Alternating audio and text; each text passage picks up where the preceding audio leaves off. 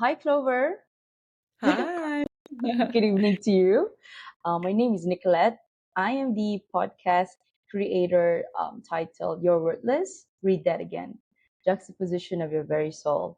First off, thank you so much for sparing your time to be interviewed today. I really appreciate it. And to be honest, you're the first influencer from Instagram that actually reached out, that actually said yes to be interviewed today. So thank Oh, you very, very much. oh, And I think I stumbled upon your profile while I was scrolling, and something struck within me because I read something about it. You having had to go through your own trauma. So I mhm. said, wow, why don't we invite her into the show, and then let's dive in. Sure, yeah. Well, first of all, thank you so much, Nicolette. I'm very honored to be here today, and I love the title of your podcast. I mean, ultimately, we all want to be worthy and all of the trial and tribulations that we go through in life, and sometimes we're just, experience to mirror us back that we're already whole and complete. So, yeah, I'm That's very, yeah, true. Yeah. A lot more people are actually, I'm beginning to realize that a couple of years back. So I think platforms such as this, even though I'm just small potato, we call it in Malaysia, small potato. If it helps one person, why not, right? Yeah. that's so, it. Yeah. so okay, Clover, tell us a bit of your background. Yeah. So I was born in Hong Kong, and my childhood was pretty smooth sailing. And then I moved to Canada with my family when I was 13. And so my first language was Cantonese, and then I picked up English as an immigrant. And, being an immigrant, there's like, struggles with that, learning the language, being immersed in the culture, and feeling like I was not enough because I was already, yeah, I in like high that. school surrounded by Asians, but they were Canadian-born Asians. So I Mm, almost felt like there's an invisible hierarchy where right. I'm like even less than someone who's an Asian in Canada because I'm an They immigrant. started off that side, right? Then, Yeah. And so their, English ability, the way they are immersed in the culture were already there and established. Versus for me, I had to learn from scratch. And sometimes you have different programming coming from a very Asian background. And so it can be confusing to kind of integrate the Western and the Eastern culture together and just trying to survive teenagehood and high school all together.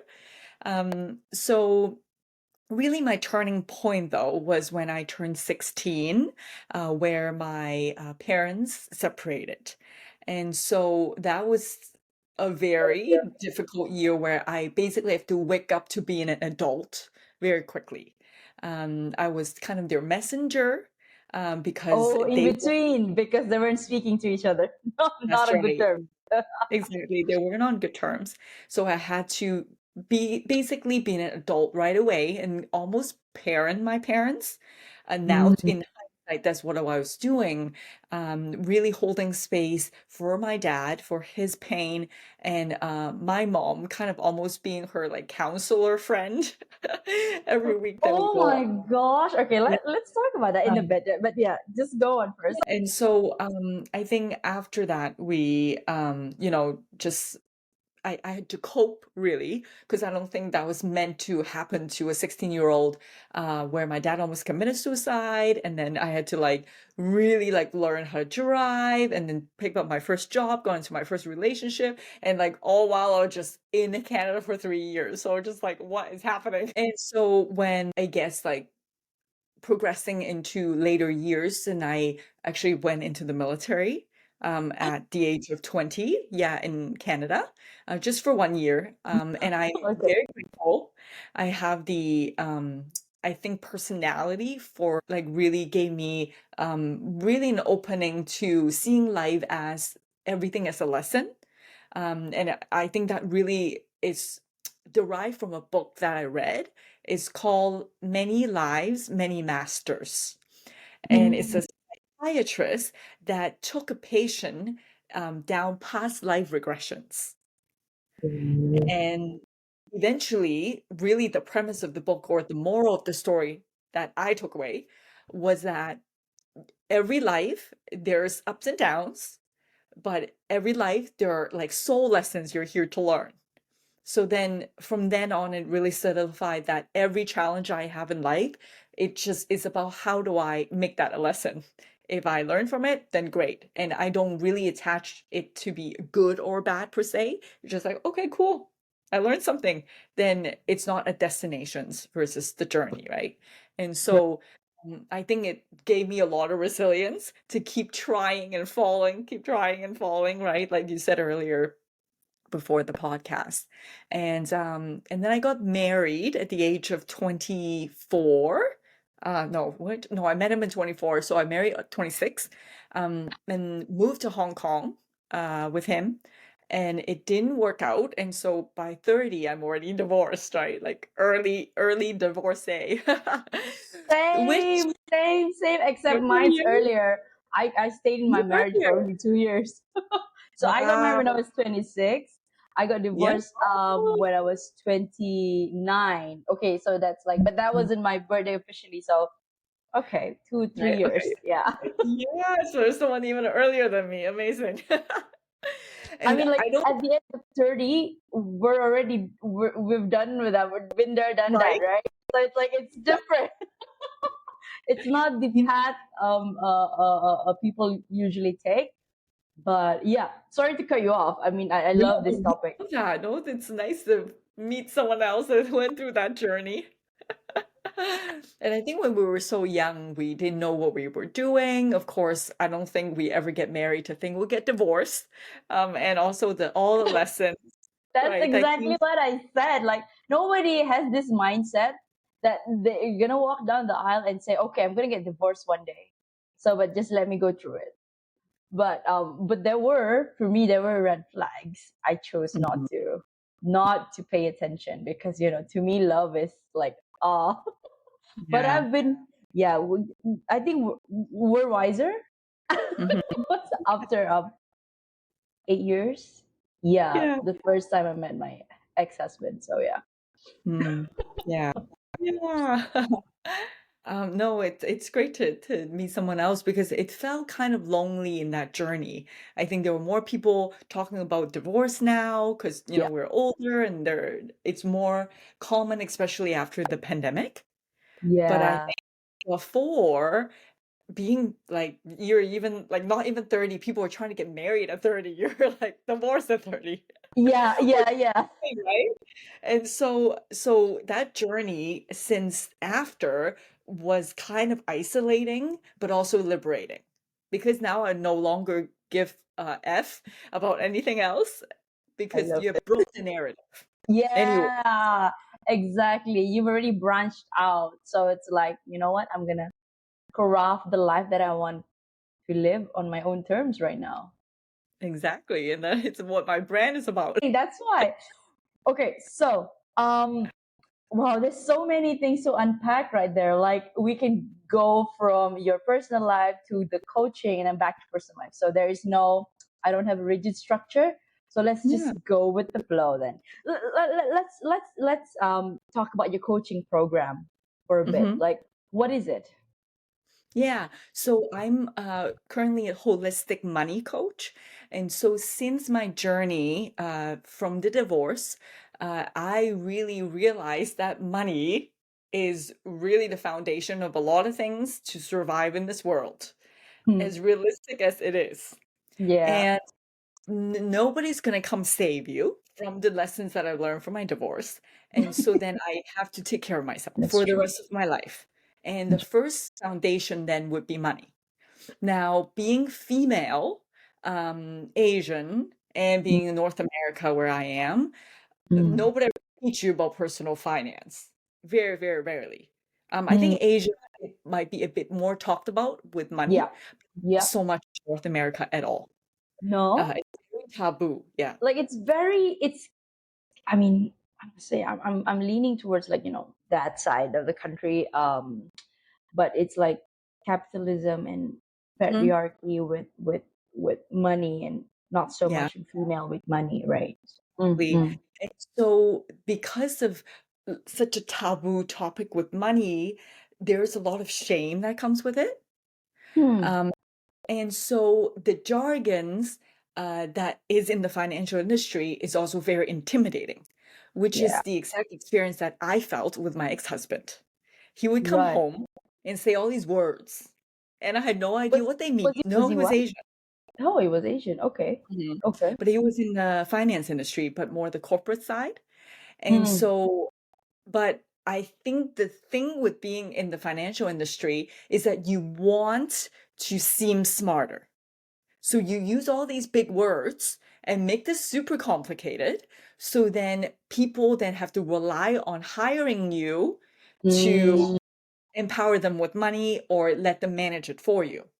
right. So I saw that and I felt that very much so when I was with him. Mm-hmm. That when I broke out of the marriage, I realized, okay, I'm going to learn all these jargons and I'm going to, be painfully in the The information process of learning and it. process of learning it, but then realizing I can simplify this. It's actually really Yeah, basic. And exactly. then doing really the simple steps to start taking control of our finances. Now, because money is only one part of the equation, though, because the more I've traveled, by the way, I'm a flight attendant with my Right professional. now? Yeah, and so I've been Oh, a flight attendant for 18 years. Yeah, so the more I traveled the world, because I had the resources, the travel benefits, the more I expanded my horizon and also doing a lot of inner work, self-development, healing because yeah. of the divorce that, Yeah. started it all. Um, and meeting a lot of financially independent people, Mm, I realized that in order to look at money, it has to be holistic. It right. has to be the emotional and the psychological side of money, which dictates your behavior and your actions. And Mm, then into education that is more the logical side, and the planning then will work.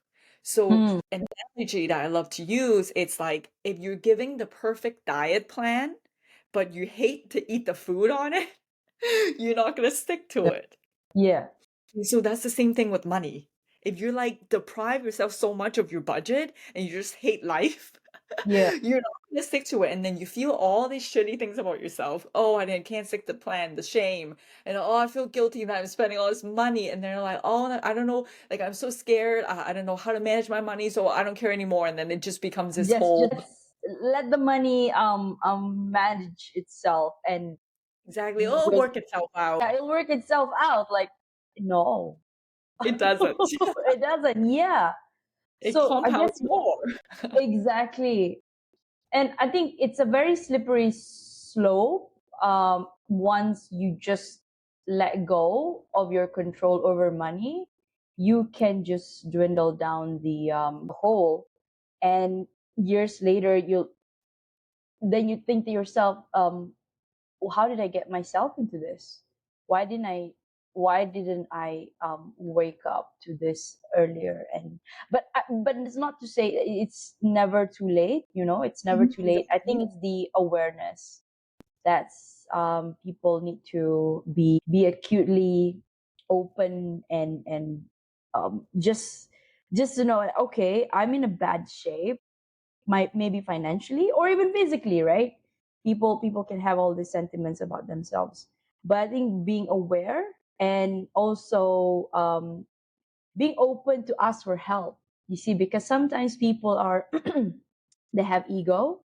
For those that have already reached a certain maybe goals in their life, like, okay, I have managed to be at this level, so I don't really need any help. Like, how can you help me, right? Or it's like the other one, the other side of it, like, oh, I'm already at this shitty hole, might as well continue. No, I this is hopeless, Mhm. it can't be helped. Yeah. So to be honest, I have fallen into both buckets before. It's pulling myself out of it, and sometimes being alone. I've realized this after the divorce as well. Like, I have I struggled with wordlessness. Like, who am I lost, and then I threw myself into working after the divorce. Like, okay, my love life is not working at this point, but I'm good at my job, and that backfired as well. Again, like you said, I think the key is being holistic, being balanced in all areas of our life. Thank you, Clover. So, all right, that was a very good opening point to the topic today. So, in simple terms, how can one regain mastery over their credit card? Because I think that's your expertise. That's where you come in. Yeah, yeah, I'm having a workshop coming up, so thank you for asking. Right. It's actually happening next week on Monday, Pacific time, so it's perfect.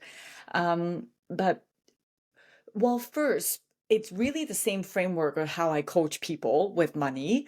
I actually first address, like you said, the awareness. Where are you right now in this journey? So people don't want to know, they don't want to look. Yeah. Yeah. And that it's the being honest with yourself Mm, are yeah. because we cannot go to where we want to go if we don't know where we're starting. Yeah. That's And true. so that first step, it's very confronting, it's Yeah. very uncomfortable, but Mm, if you feel worthy enough for yourself to start taking charge of your life, this is where we're going to start. Now, mm, understanding that a lot of emotions are going to come up, that's why I immediately go into money emotions. So it's about forgiving yourself and allowing yourself to feel the emotions in order to heal them. So I have a certificate in embodiment coaching. So I also actually teach people how to feel their emotions in their body and allowing them to release. mm. Studies have shown that it only takes 90 seconds for an emotion to be felt and release. But most of us, especially in Asia, being in North America, such a hustle culture, we always suppress our emotions. And so we won't even allow a mini second of like, oh, I feel fear, oh, I feel guilt, or you don't even know what you're feeling. Yeah. And then they get stored in the body, they will always be remembered. Like you Yeah. think that you just like disregard it. No, it'll make me come back as back pain. You're like, oh, I'm just having back pain, but actually it's something more deeper than that. And so allowing that release as we go with our emotions, and then really looking at the strategy of credit cards, for example, and how, like, if you want to do cashback, if you want to do like travel rewards, what kind of benefits you want to maximize using your current expenses. I want to like stress that is not to use more than you already are because that kind of defeats the point, Yeah. and not go into debt. But I also talk about the debt payoff strategies to pay off your bills quicker if that's where you are. And so zero judgment. It's just simply observation of which stage. And I call it being a novice, an intermediate level, and also like a master level, and where you are in your credit card journey. And I dive deeper into that in my workshop that's coming up next week. Awesome. You have a website? Yeah, I do. Yeah. Right. We can link it below, or I can say it here. It's I'll be sure to include that in the caption when this airs. thank you. So, Clover, can you share with us what are the common misconceptions about credit card that people have on credit cards? Yeah. Um, Credit cards, the misconceptions it's that they think that, well, it depends on which stage you're in. So if you're like a novice, then people are just paying off their minimum payments Mm, a lot of times, and that it's you're gonna rack up that debt very, very quickly. Yes, it right. doesn't affect your credit score as much because you're still paying on time, but that interest rate that is in the credit card will accumulate very, very quickly, like a snowball. Right. So realizing what the interest rate is, first of all, a lot of people would have, or a lot of credit card companies have like promotions and they get you in. But then the fine print is that after a few months, then the interest rate goes up a lot higher. So if Yeah, you because don't, it's a variable rate, right? It's not a that's fixed right. rate. Yeah, yeah. Usually DLR. fixed, depends on the specific credit card. And so Mm, if you're careful, then once this jumps, that's where you start accumulating those interests. And mm, so reading the fine print is a very important thing to do in terms of anything money related. But most of us don't because it's boring. yeah. We don't know what to look at. Yeah. mainly. And we just kind of let it go. And so that would be, I would say, one of the biggest one that I'm surprised by, that when I work with a lot of my own clients, they actually don't know what the interest rate is on their credit card. Yeah, I mean, I was one of them too before. But you're more empowered now. I don't know, how many credit cards would you recommend that one person should have, like a starter? Okay, so it again depends on your journey because everything is really personalized. I Mm, wouldn't recommend you starting this whole credit card game until mm, you're very good at paying everything on time and in right. full. Um, Okay. you have a decent credit score. The reason being, it's just I don't want you to just do this because like to get the points and stuff to get into debt because that defeats the whole Yeah, point. I think the focus shouldn't be the cashback or the points that we're after, right? It's more on managing the finance and achieving that financial, I would say freedom. I think peace of mind. The Yeah. peace of mind, yeah. And so if you've mastered that part though, you're like, I pay my bills on time all the time, in full all the time. You're already good at that. Now we can do a little bit more tricks. Then Mm, we say, okay, well, I'm using these money anyways, so I might as well use them smartly.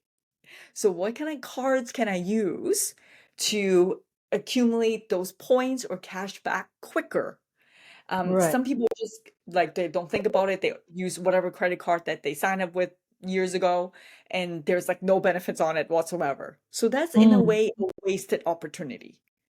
But mm, now, if you know exactly how much you're spending around every month, you can then time your purchases with the sign up bonuses. So, for example, a credit card could be like, oh, if you spend, I'm talking North American terms, $1,000 US in the 3 months, which is like 300 something every month, very doable for most people, then you're going to get X number of points, right? mm, And then they waive the first year annual card free. So you don't even have to pay. So that's perfect because now you don't have to pay anything for this card. You're already spending that money anyways, and then all of a sudden you have these extra points. yeah. So this can get very complicated. At the beginning, I don't advise people to do it so complicated, but basically one card or two cards a year, this is what I do to start getting used to the rhythm of like how this works. And Mm, also learning how to time them, right? And monitoring because it takes a little bit of like skill to make sure mm, that you're on top of it. Like, right. oh, like when is the 3 months up? Like you might have to Oh, put in calendar reminders, like, okay, the 3 months is up now. And then maybe you can now use another card to get the same thing. And so you can actually keep going with it to get as many points as possible. Now, a lot of people have the misconception that if you do that, it's going to hurt your credit score because because you're like, oh, you're signing up new credit cards every time? Is that what you're yeah, saying? Ah, yeah. okay. So that's actually not true. It depends on your strategy. Mm, So how credit score is calculated, one of the factor is how much credit do you have available. right. The more credit you have available, actually, the better it is. And if you use something called the credit utilization ratio, if you fall under 30%, say an example, you have $10,000 in credit in total, combining all the different credit cards, and you use only 3,000, which is 30% or under every month. Now you're in a very good ratio and you pay them off every month very on time. Over time, the credit card company is like, wow, you have all that money, but you never use more than 30% and you Let always me pay offer everything you back. more. There you go. Then you're trustworthy. So that your credit score actually it's better because of Mm, that. So don't be afraid to open credit cards if you yeah. already establish good habits. And that's why I Mm, have to really emphasize that point. But it really hurts you if you're the other spectrum where you're spectrum. just using cards to like, oh, max it out. I'm going to use it all. And then you can't pay it and you accumulate more debt. That's when it can get you into trouble. And so it really depends on which stage you're in terms of your credit card journey.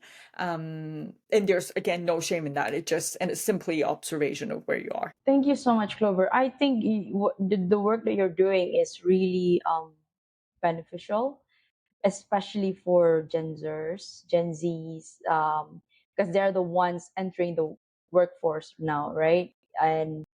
And these generations, they will look to their parents, which are the millennials, like us, I suppose, and the Gen Ys, and they will see growing up. That would, because when your childhood is where you adopt kind of belief and the, what do you call it, the parenting style, the misconception about money, how you view money and your relationship with money. So I think um, people like yourself should be out there more often. Think you should speak on stages. So I mean, podcasting, being on podcast is a good platform because I come from a accounting background too. So some of the jargons that you use, or the concept, I can grasp it, but it's not the same for the other people. So thank you, thank you. Thank Right. I think this is the I touched about on that just now. How would you define your relationship money, or how should it be defined with Mm, different people? Yeah. yeah. I see them as kind of the relationship model from actual relationship like partnership. Okay. So if you've heard of the book called Attach, it's called the attachment styles for relationship. Oh, okay. The different attachment styles. Right. Okay. Mhm. And so I kind of just like model that after also with money. Mhm. And so it's like, are you anxious with money? Because some people have a lot of money or lack thereof. They are constantly micromanaging it. Or they're like Mm.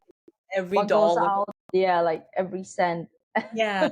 It becomes like a neuroses that it's almost like a coping mechanism, and then it Mm. becomes like it's consuming their life.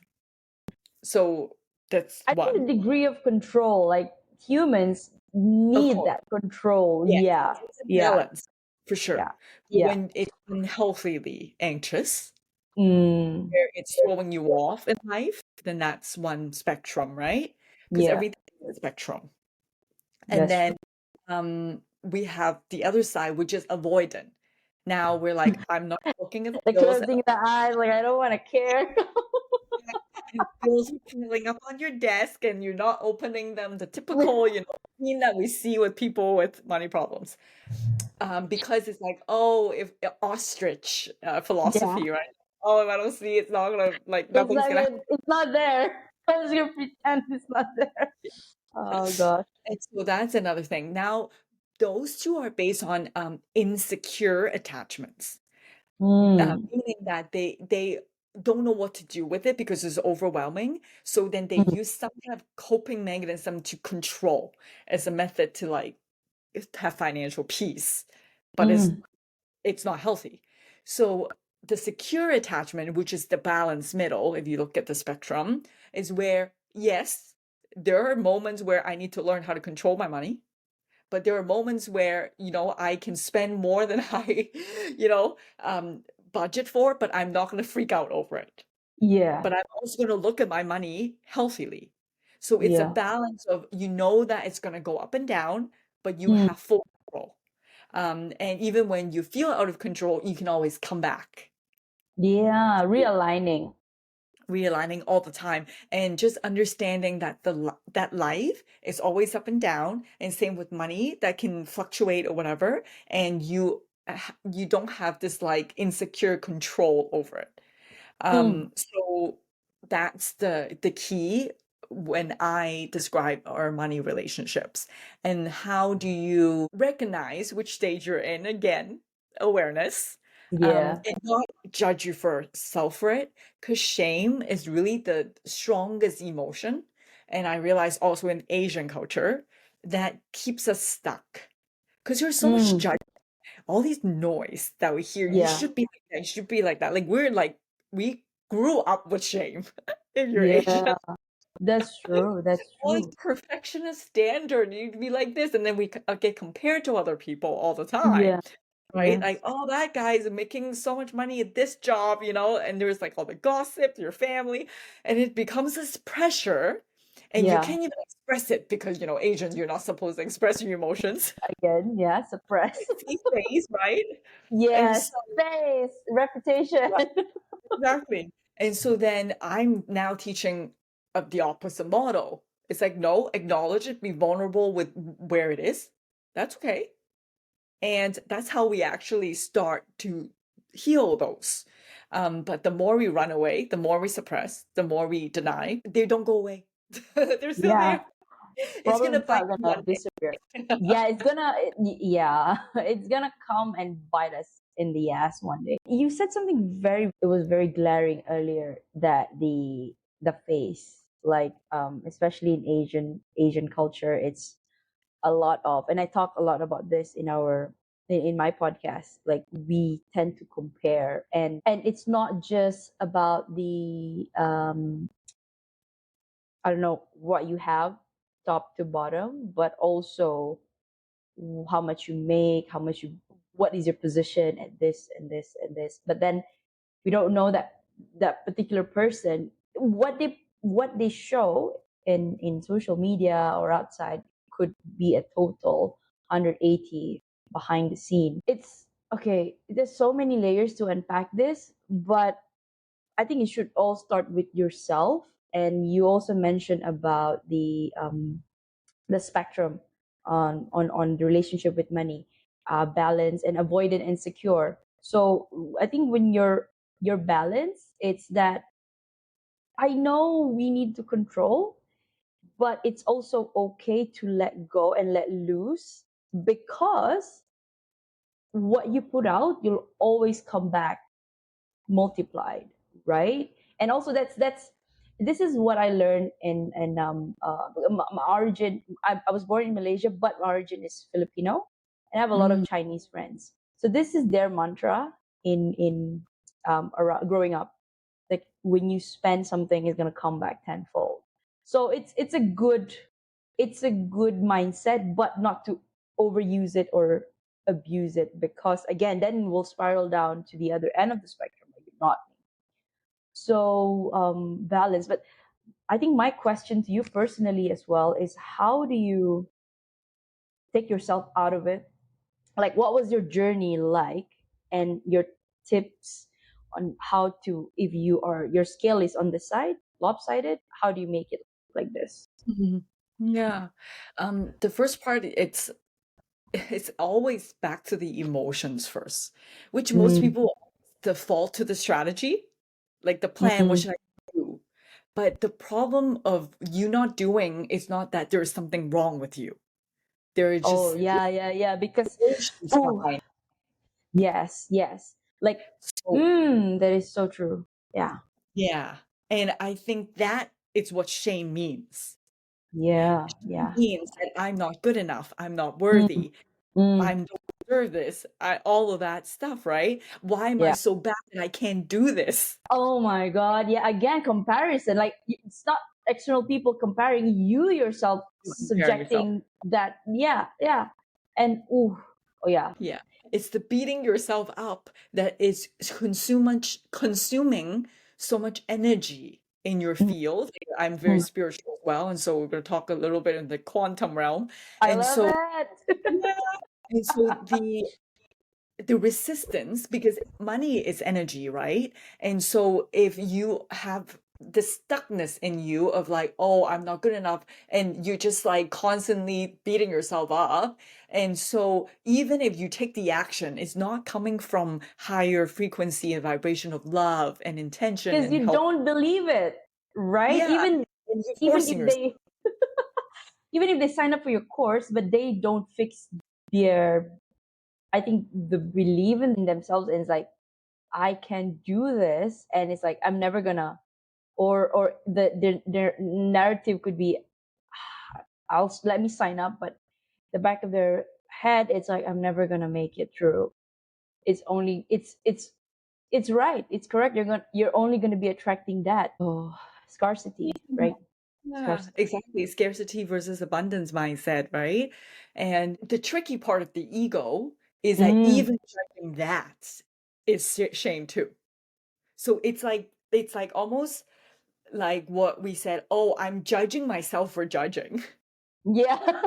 Again, yes. It's like double-edged sword, like layered. Like I'm judging myself for judging. Yeah, Yeah. that So how totally. do you untangle that? It's literally like, here is what it is. Okay, I am not good at money.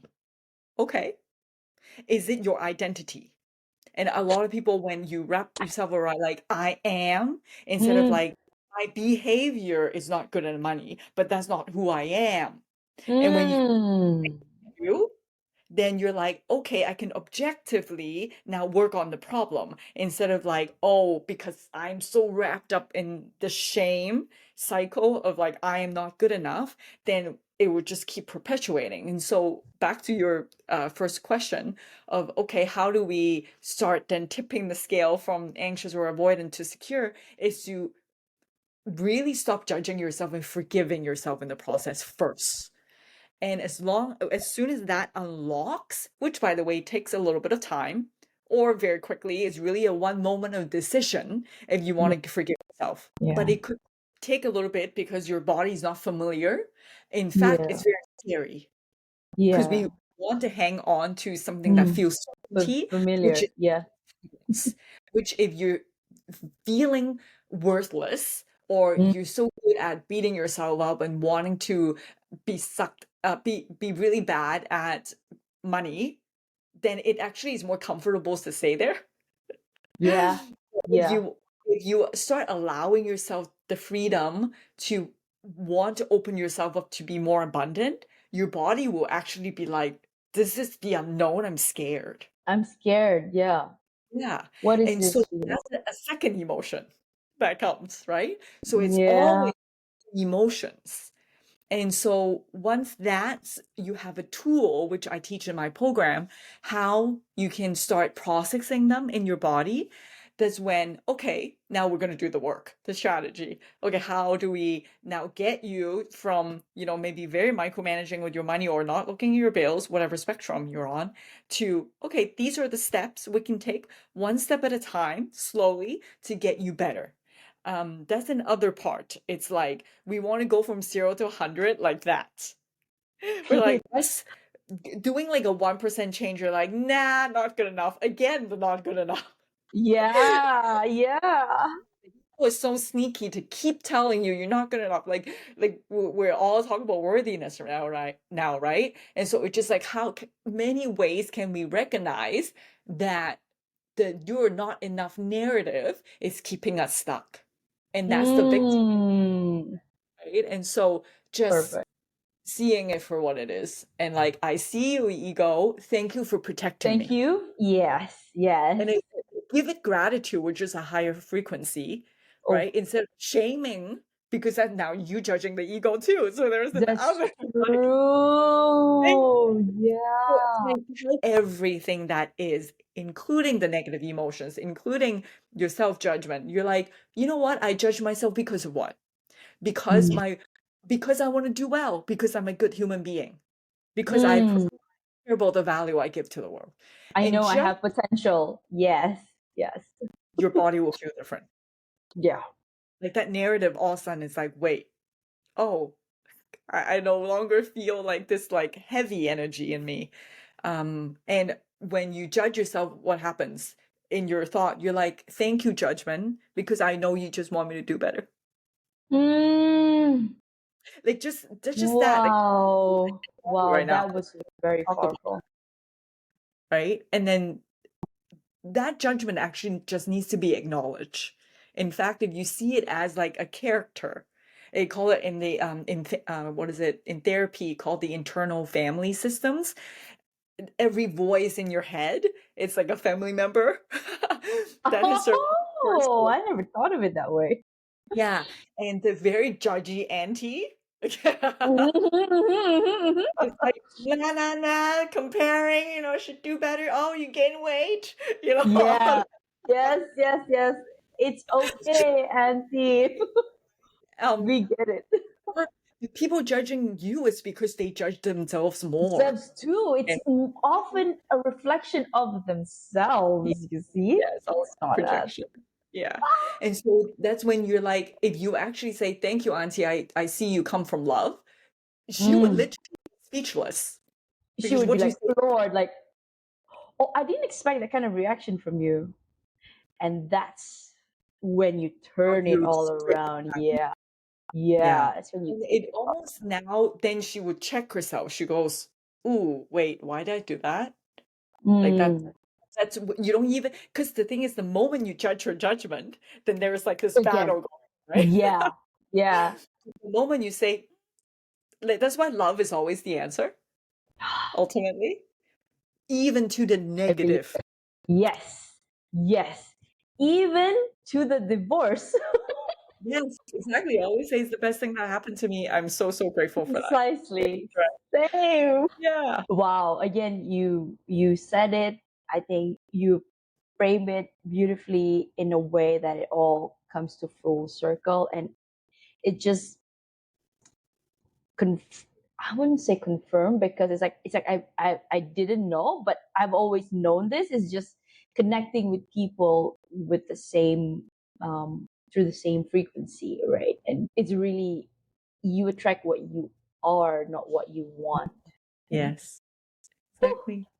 thank you, Clover. Well, thank you. Could you share us a sneak peek of your streams of income at the moment? Maybe only high Ye- level. Yeah. Yeah, your streams of income. So right now I have my flight attendant income, and then my coaching income, my workshops income, my dividends that is coming from my investment portfolio, and Right. also growth that comes with it. Yeah, so that's the few that I have so far. But then I would be diversifying more in the future, and create more courses that would be a bit more passive. But for now, those are mine that I'm developing in the works. Mind blowing. So, how do you divide your time? How do you juggle? I'm very grateful that as a flight attendant, because I have a bit of seniority, and is a North American airline, I actually have a lot of time off. I only Really? work about 12 days a month, and that's full time. Oh, really? 12 Yeah. days a month. Okay. Yeah, and so all of the other times I can just like have the freedom to build my business, connect with people, and travel, which is a big value of mine. And I believe that the value that I can give people has to be proportional to the value that I've earned for myself, right? And Mm, so in order for me to give to the world, I have to level up myself. And to me, that's authenticity. I have to embody what I teach. And so yeah. to me, I'm constantly growing, learning. There's everyone is a teacher. And so traveling to me, meeting you, for example, here, it's been really a gift to me that I have this access, and learn from just all of us. Yeah, that we all have wisdom to share within each of Yes. us. Yes. Yeah. It's mm, it's like everything you said. It's like in we're definitely speaking the same language. Like, again, you're one of the, I would say, soul sisters that I've actually met through my podcasting. So there's another one, I think two. Yeah, we it's like the childhood, like at that time we were speaking about something that she sees like a very small particle, but it's more clear. What do you call that if you can see something, right? Clear Oh, picture. no, clairvoyance? No, Yeah, clear. something like that. And then we connected that way. And then there's, oh yeah, there's another one. She said her quote, like, "Go big or go home," and I literally brought my board. That's like my vision board. Like, there it is. So I was like, and right now you coming to me and saying that, yeah, everything that I think about and I try to embody, it's like, I think collectively we are congregating, and I feel like we are healing the world. Like 2024 onwards, it's the year. Like I've always, I think a couple of years back, it's the, again, the survival mode. I was in that. but right now it's time to switch to abundance mode. I mean, no matter which spectrum you're in, which stage of your life you're in, um, and and technology has made it easier. You and I've never thought that we could connect like this in different parts of the world. We're Yeah. 16 hours. Yeah, you're 16 hours behind, but still, here we are talking, and that's very beautiful. And as a millennial, I've always thought that okay, growing up, we've seen so many of the things that happen, and I thought that okay, we're not really in the best time of our lives right now. But every generation has its pros and cons, right? The Gen Z is also, it's tough for them. Mental Very. health is their problem, like us. I think for us it was getting ahead in life, I guess, and then our parents would be parents were boomers, so they're like okay, just surviving and just making sure that the kids are off to school, they have stability. So yeah, Yeah, every generation has a theme. yes, yes. Every generation has a theme. That's right.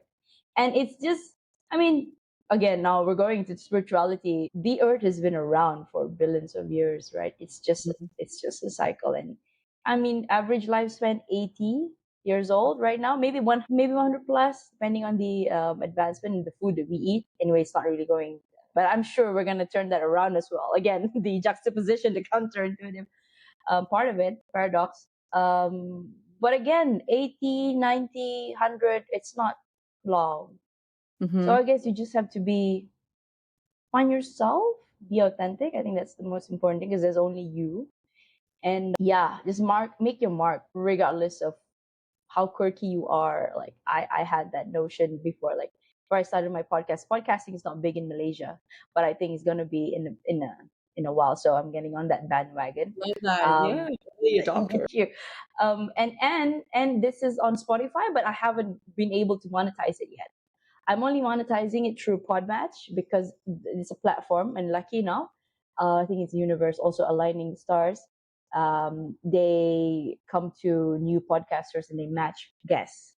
So all in all, I get to have new guests that want to talk the same topics that I put out on my profile. Mm. So I get to connect. It's like I'm learning because everybody has their story every time I speak to new people, and also forging connection. Like who Mm-hmm. knows? Maybe you'll visit Malaysia. I'll visit I love Canada. it. Well, Yeah. yeah, yeah. This is a friendship already. Yeah. Appreciate you. Okay, so Clover, I'm gonna pivot to a self-worth question. Let's hear it from you. But I think we did talk about this in a bit. Self-discovery often involves confronting our fears and vulnerabilities. So, how can individuals embrace these aspects of themselves to facilitate personal growth? That's a really good question. I think you first have to be honest with yourself, with where you are. That's a really hard step. It takes a lot of courage. Mm, There's so much noise with mm, what everyone is saying, what their narratives of what life should look like, mm. just being married with kids with a house, right? The simple narrative. And If a you're Asian, car. a doctor, Mm. a lawyer, accountant, whatever, on top of that, right? Yeah, yeah. But every authentic soul is unique, so your gifts are different. So what are they? It's Yeah. the self-discovery journey. But in order to do that, you have to get quiet. Reach solitude. So, right? Solitude, but also meditation, Mm. hearing your Yeah, thoughts, yeah. because I done a 10-day silent retreat where we sit for 10 hours a day, meditating for 10 days, not talking to anyone, no reading, no writing, no nothing. Mm. And it's not silent at all because the thoughts in my head were so loud.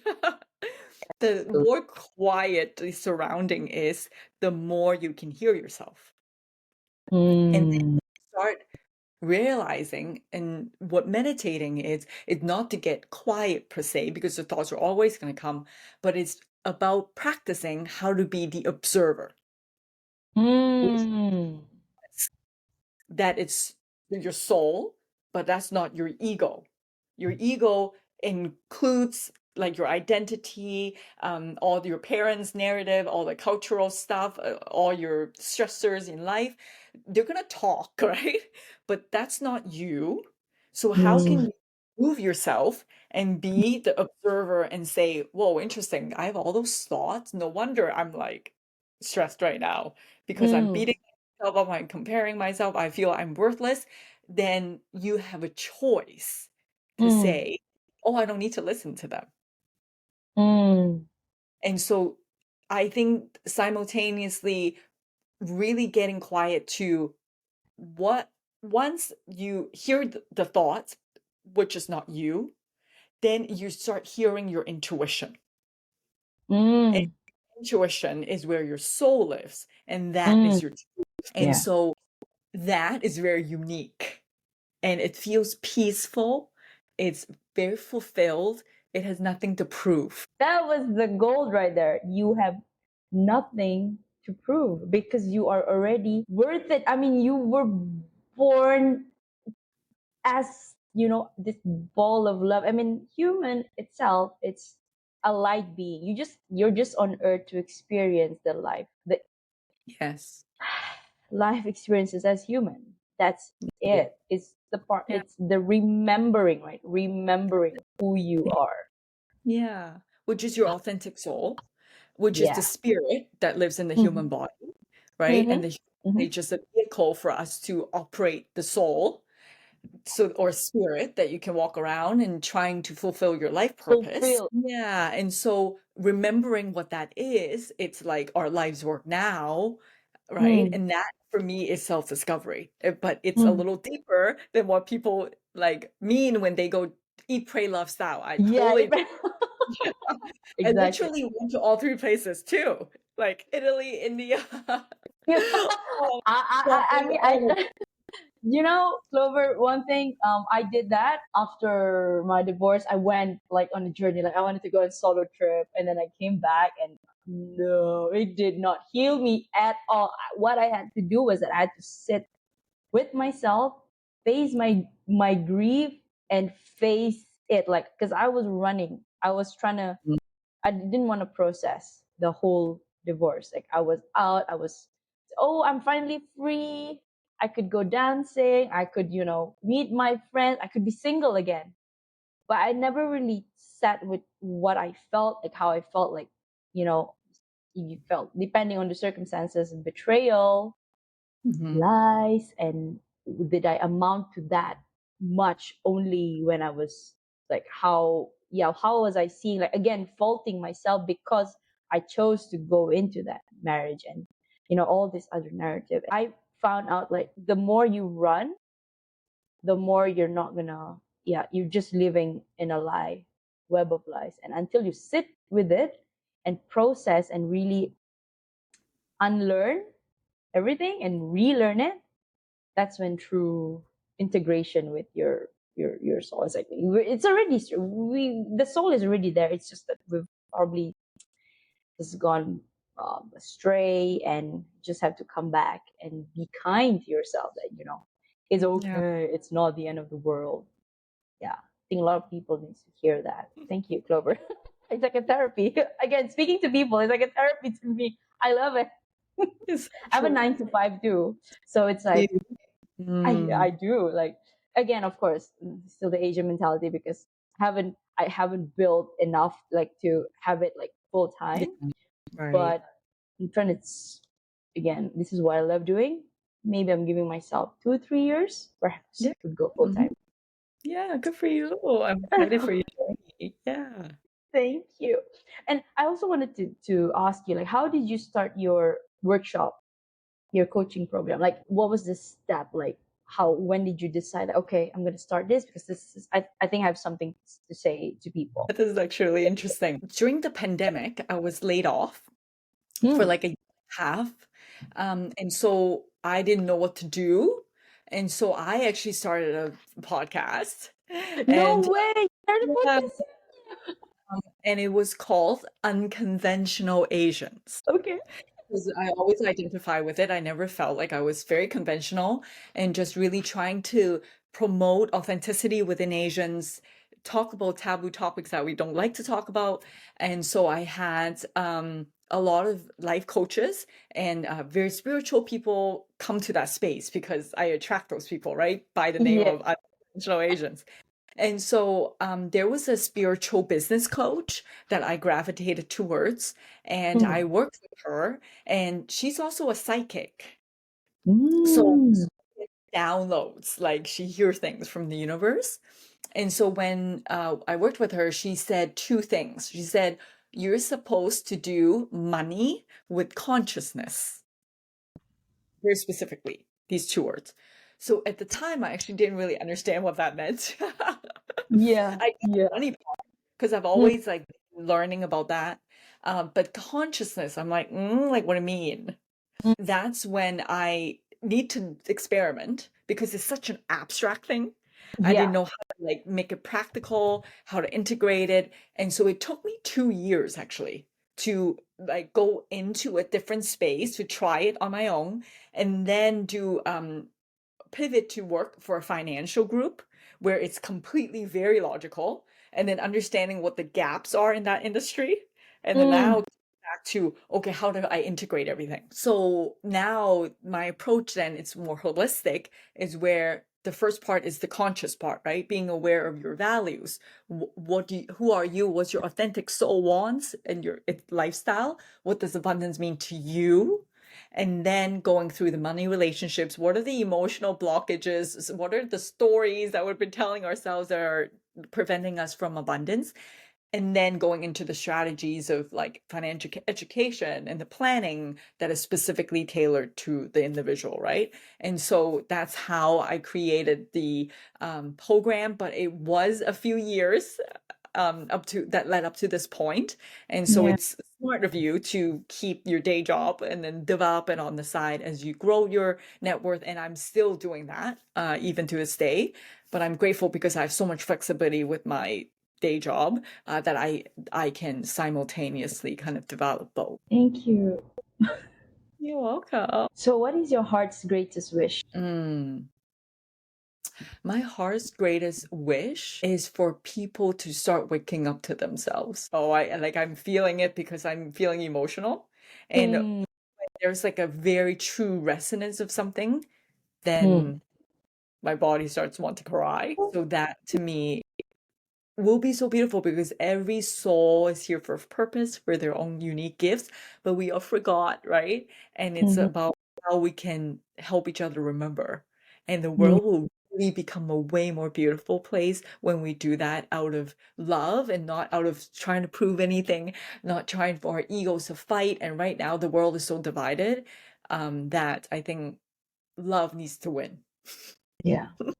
Love is the way. Do you have a mantra that you live by? For me, it's really about seeing life, everything that happens to me as a lesson, because then nothing can phase you ever. That's Because true. like the shittiest thing that can happen to you is like, oh, okay, I learned something from it. Well, you know what? I gained something. So it's always positive in that sense, right? It's Mm. like in the hardships and in the struggles where you actually learn the most anyways. That's true. And so for me, the learning means that I'm evolving my soul. Mm. To me, in lifetimes, we're trying to get more higher and higher consciousness, like more and more aware to source, right? To universal Yeah. source. And but for Yeah. us to do that, we have to grow. And so Yeah. then lessons, all the trial and tribulations of life allow us to be that and getting closer to that light. And so that's why I can't say enjoy, but I appreciate the lessons, the hardships as much as the joy that happens. And then life is great that now you're then enjoying the journey instead of chasing the destination, right? Destination. Yeah. That's true. Do you have anything that keeps you up at night? Do you sleep well? I sleep well, but there are moments where even as I say that, it's never perfect. I do still have the narratives of like, oh, I'm not good enough. I'm building a business. There are Mm. people coming to the program, or am I not providing enough value? And I think every stage of life that you level up, there's like a different sets of problems. Yeah, that's true. And so then you just keep having to be like, okay, I've expanded a little bit. Now, keep remembering again that this is the journey, right? And so right now I'm still, in that process, but I don't think it will ever end. And I'm just accepting that's the way it is for me at this moment. I love it. So, last question. If you could create a quote right now for you to leave the audience listening and the world as your legacy, what would it be? I love that. I actually wrote that quote years ago. So that's an easy one. I have to remember it though, because it's a little long. Yeah, well, until I get to find it. It's about having a superpower. Having Uh, support. Okay. let me find. Because I wrote my story. I don't know if you know this Facebook group called the Asian Hustle Network. I might have stumbled upon it. Yeah, and my story went viral, and then Ooh. from there was the first piece of viral content I ever had, I guess. And then it was the quote that I wrote there. And it's interesting because I felt like it was like source. Like I wasn't me Mm, writing the story. It was like a stream of like, like being yeah, downloaded. that used me as the vehicle to write. Vessel, something like that. Yeah, Yeah. it's kind of crazy. But I don't know where it went. Sorry. That quote must be really important. Like, It is very important. That's why I'm like, ooh, we're gonna find this. yeah, you want to make sure you get it out right. Yeah, I that's know why it. I don't want to like half-ass it. That's why I'm like, ooh, I gotta have to find it. Okay. All right, here it is. Um, the very thing that broke and scarred you is the very thing that is your superpower. Oh, it's the very thing that makes you the masterpiece that is you today, and that is your superpower. So let me repeat that. The very thing that broke and scarred you is the very thing that makes you the masterpiece that is you today, and that is your superpower. I love it.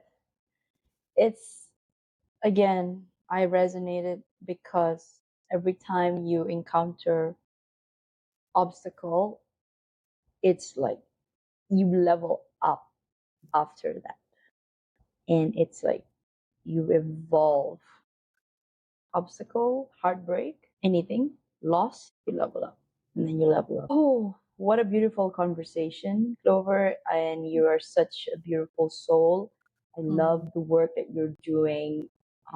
It is something that I've in my mind, like already started to pinpoint like people that I've spoken to, and I wanna do like an event, probably just Mm. gather all of us and just have your own segment, talk Oh, about your great. expertise, and then we can get as many people from Nora, from APAC, from EMEA, anywhere in the world, and just collaborate. And it is something, and that no, I just thought of it now, like like Mm. when you were saying something, and also one of the guest speakers, she's also she read me something. She was a tarot reader, and she also had Mm.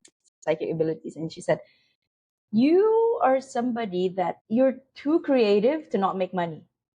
Mm. And I've always been Okay. the conservative one. Again, Asian parenting, always hold on to education like normal. Like, okay, I have Mhm. a salary that pays me, and then creative. It's been embedded.